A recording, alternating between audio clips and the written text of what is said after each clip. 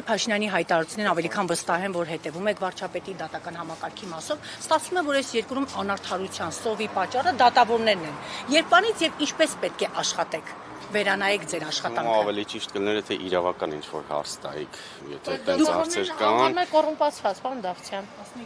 Մաֆիայի դեր են պայքարում։ Դիակը ասում է կողքները, դիակի կողքը բռնես, գնում են դատարան, արդարացվում են։ Ճիշտ ասած չեմ լսել, չեմ տեսել նմանատիպ հայտարարություններ, բայց ամեն դեպքում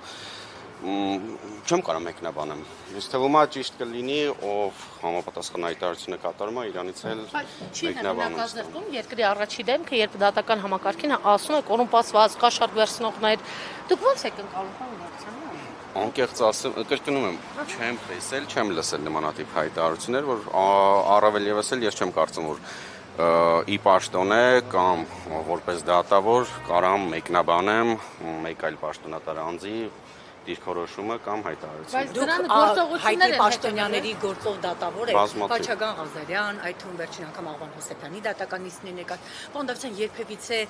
ճնշումներ եղել են ձեր վրա, SMS-ների միջոցով, զանգերի միջոցով։ Երբևէ որևէ ոչ զանգ, ոչ SMS, ոչ քողարկված, ոչ ուղիղ, որևէ տարբերակով չի եղել։ Ես չեմ կարծում, որ ես այն դատավորն եմ, ում նկատմամբ կարելի է